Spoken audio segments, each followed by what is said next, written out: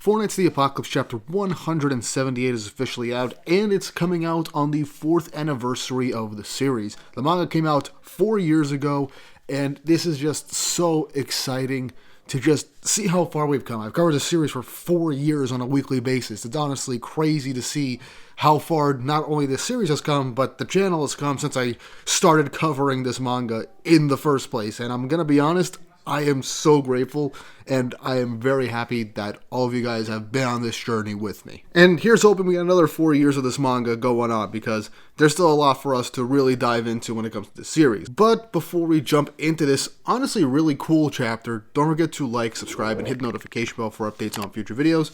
Really helps, and it shows you guys enjoy the content I make here on the channel and shows you want to see more. Also, if you want to see me talk about a bunch of other manga, go check out my manga podcast, Shonen Pulse, over on the Panel Focus YouTube channel, where me, Nox, and Yatsugami talk about 9 separate manga from 3 different magazines in depth every single week. So look forward to that. Go and check it out. Link will be down in the description and in the title card above. And if you want to see me talk about stuff that isn't manga, go check out my comic book page, GW Comics, where I go and talk about, well, just American comic books. Right now I'm covering Ultimate Spider-Man, I'm covering Ultimate Wolverine, I'm also doing baseline discussion videos for other stuff for Marvel and DC, and I'm going to be talking about a lot more other manga as well. So go check that out. We're very close to 200 subscribers, and I've only had this channel for about 3 weeks now, so it's already really great, and I want to make it to 500 by the end of February. So let's get right into it. I would really appreciate the help. It is a passion project alongside the podcast, so please go and give it a subscribe. Without further ado, let's jump right into this chapter. Chapter 178 of Four Nights of the Apocalypse, titled Tantris vs. Chion. And the cover image is just Team Tristan hanging out, having a campfire in, not Camelot, probably somewhere in the wilderness of Leonis, back before the events of the story even started taking place. And this is honestly incredibly wholesome, but also tragic, knowing what this entire group of friends has been through over the last 2 years. So yeah, it's kind of hitting us home. But we start the chapter with the official beginnings of technically Tristan versus Chion, as the other Isolde is shouting for Tristan, aka Tantris, to win this fight. And so, as the fight begins, Tristan wastes no time and trying to fight Chion with his 2 blades, with Chion doing very well in blocking Tristan's attacks, as in that instance, Chion ended up tossing the 4 items he needs to summon his elemental spirits, and then chants them in the spirit tongue, and summons forth his sylph, salamander, gnome, and Undine to be able to use all their elemental abilities right behind Tristan. Tristan says that he's seen these elemental magics before, right? Most likely referring to how we saw Chion use these during the preliminary rounds, most likely, as he says, "You're planning to use these to teach me a lesson, aren't you?" As Chion says, "You're a smart man, Tantris. Yes, you're gonna die here." As Chion then says, "Use thy powers to capture this man," as he launches Salamander to try and hit Tristan, and Tristan launches into the air, but is then knocked back down by the wind elemental Sylph. And once he gets back up, his hands are held down from the earth by the gnome spirit, and then he is engulfed his head in water by the water spirit.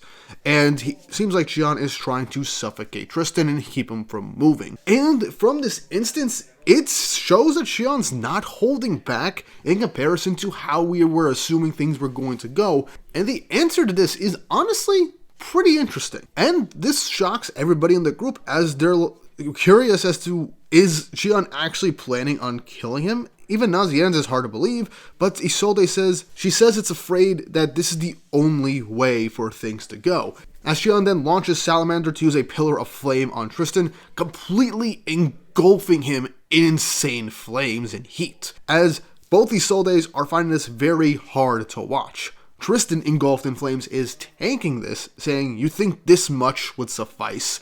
And you then get an interesting piece of dialogue and information from Gawain, saying that Tristan has both the magic resistance of the demon clan and the healing force of the goddess clan.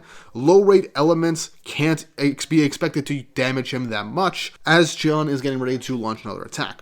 But before that, I just want to say this. I'm going to do a retrospective of the 7 Deadly Sins manga once I hit 30,000 subscribers. I forgot to mention that at the start of the video. But correct me if I'm wrong, but I don't think it's ever been stated that the Demon Clan has a resistance to magic. Maybe offensive magic? I'm not entirely sure. But from what Gawain is saying, perhaps magic in general that isn't used by the demon or goddess clans have like are very, very highly are being resisted very well by the demons, for what I can tell. And I don't know if that is fully a retcon. It might be a retcon to make the demons sound even stronger. But at the same time, this might also point out how strong the demons can be in comparison to some other magical creatures and humans and species. Because even if you use strong magic, if the magic isn't strong enough, it won't do too much because they are resistant to many types of other magics. This might be a mistranslation for all we know. I don't think it is. So this might be just a bit of a retcon to showcase just how strong the demons are in comparison, showing that they have just basic resistance to like magic in general, maybe from outside of the demons and goddesses, like their natural opposites or their own clan, for all we know. But yeah, this line confuses me. This might be a video in and of itself once I end up going to dive deeper into things, but for now, I'm going to count this as a bit of a retcon.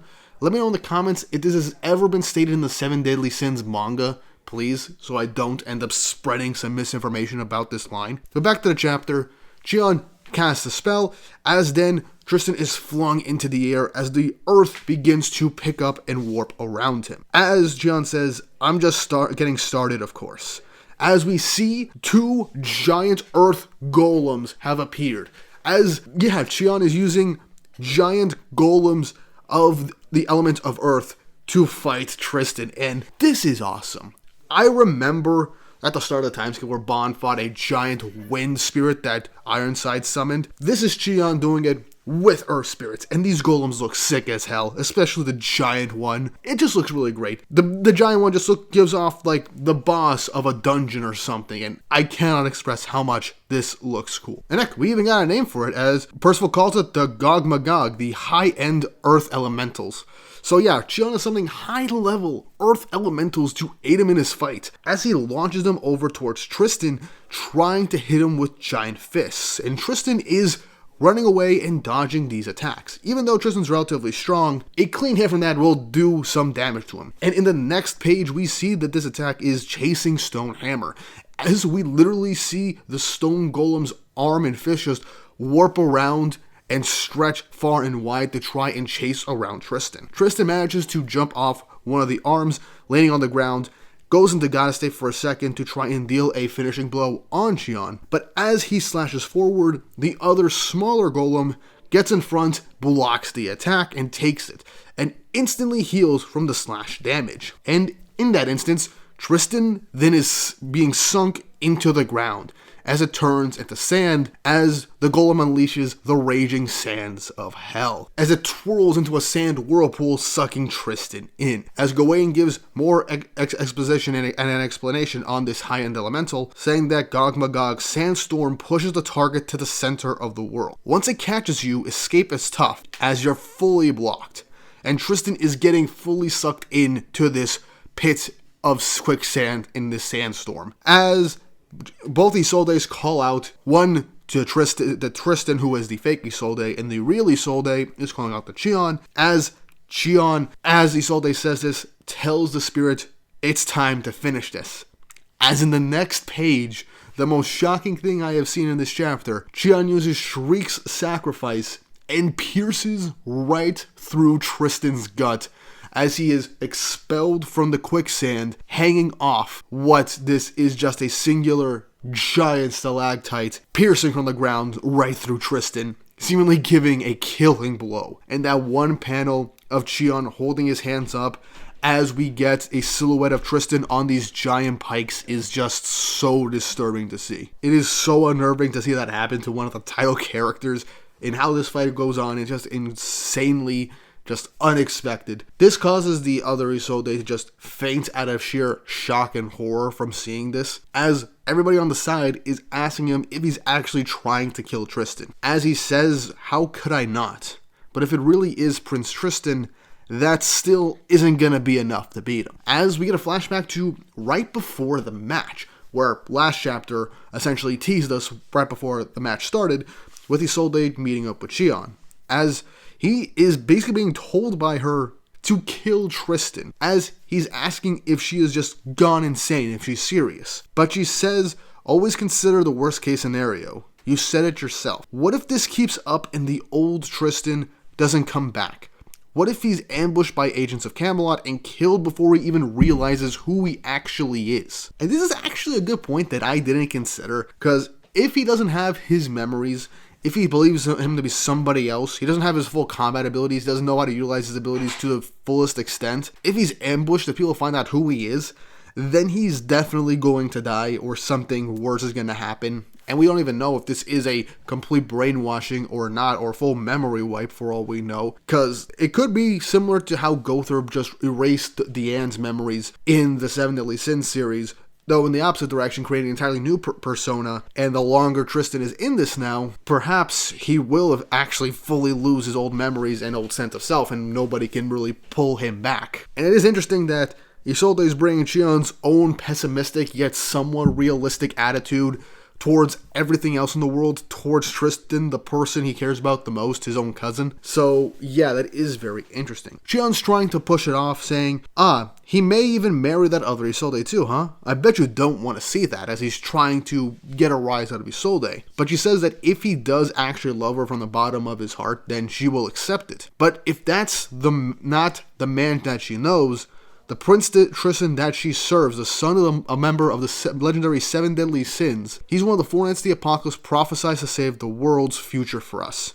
Unless we're prepared to kill him if we have to, we'll never get him back. And if it happens, then that's our fate as members of Team Tristan, is it not? Which, it's an interesting way to go about things. I understand the whole, okay, this is a worst case scenario, and the fact that this might not fully be Tristan anymore, but you never know what's going to happen with a mental wipe like this and somewhat brainwashing. I know that Isolde is just trying to maybe do like a jolt of near death to like spout Tristan back. And if what Chion is doing did actually kill him, that probably wouldn't be the actual Tristan regardless of memory wipe, because he is still naturally tough. And there's still going to be like obvious instincts that'll take over in true life or death situations that he has experienced in his life. But this is something that these two were willing to do. They're willing to take on and kill potentially Tristan for the sake of keeping him who he is, or to keep him from facing a far worse death, and they're willing to shoulder that burden. That is an interesting way to go about things. I feel like it could have been delivered in a much interesting or at least better way, in my opinion, but I'm okay with it right now because it leads into something really cool, but I do feel like this could have been explained a bit better. But either way, this is still an interesting way to go about things for Chion and Isolde and everything that they've gone through, because this is most definitely killing both of them inside.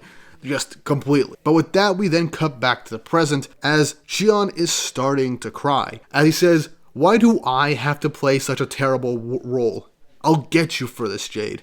As obviously, it's a way of just saying, yeah, Jade being gone and everything that's happened has kind of helped bring this whole team downwards to a spiral after that event. But also shows that Chion still misses basically his best friend and wish that he was here to help him maybe figure something else out. So that is a really cool piece of character work on a much deeper level. But Chion says, "Prince Tristan, please open your eyes up for us." Isolde is crying while Percival notices something. As Tristan speaks, "I'll say it once again, my name is Tantris." As a dark orb of dark, demonic magic appears where Tristan's body was, destroying the pike and engulfing him, shocking Chion. As we get a close-up of Tristan's guts as it is being healed by this demon blood, saying, "But now I'm a little curious." As he's flying overhead from Chion with his demonic wings, he says, "I'd like to learn more about this Tristan." As Demon Mode Tristan makes his return in the post-time skip, and it is still one of the coolest things I have ever seen in this manga. And that is the chapter. Honestly, I like this fight. Chion was not holding back. Obviously, Tristan is going to decimate him now in Demon Mode. Let's be honest. But I'm curious to see how long Chion's going to hold up against a Demon Mode Tristan, because chances are Chion's could potentially just get one shot by that. But it's very possible that now that Tristan's demon mode has been activated, in the literal near-death state that he was placed in by Chion, pushed to the brink of death, his fight or flight is causing his instincts to go wild, his demon blood to go wild. This might be the trigger to make him question who he is and maybe have some of his older memories bubble back up to the surface. And this is one of the moments that people have been waiting to see. People have been waiting to see Demon Tristan post-time skip, and it's still one of the coolest things ever. Now, no one expected Chion to pull this off, but I'm actually glad it is going on the way it is, because Chion did something completely unexpected and actually got Tristan off guard with how he utilized his spirits. And he played smart. And I like it when summoners and people that use elemental abilities use them in creative and intelligent ways. And yeah, he did get this off of Tristan for the plan to kind of push his memories back. But now Demon Mode Tristan's here. Which now could lead into an even bigger problem, because if you're using that magic spell, that magic ring, to kind of weirdly make Beltrop not recognize the 4 knights in this tournament and their allies, Demon Tristan's definitely gonna push that beyond its limits. Look, I wouldn't be surprised if by the end of this fight, Beltrop, at least knows that Tristan is Tristan, because there's no mistaking demon magic. So there's going to be a time where that spell that keeps him from realizing that his enemies are right underneath his nose is going to fail. This is the time for it to really be pushed to that limit. So I'm curious to see how that's going to play out in the upcoming chapters. But either way, this is really great. I do have my qualms with how we got the explanation of Isolde just having Tristan be killed by Chion in an attempt to kind of push him back to who he was. But I still think that the intent behind it is good. I just feel like it could have been done better. Again, the demon resistance to magic thing, I don't think that was an actual thing up until now or properly explained before. Let me know in the comments if that is a retcon or just never been properly explained and that I didn't pick up originally. So let me know on that. And what do you guys think of this fight and how Chion just managed to push Tristan to demon mode in this instance? And are you excited that Demon Mode Tristan is back? Let me know down below. And once more, if you haven't already, like and subscribe and hit the notification bell for updates on future videos. Really helps and it shows you guys enjoy the content I make here on the channel and shows you want to see more. All that said and done, I hope you all have an awesome day.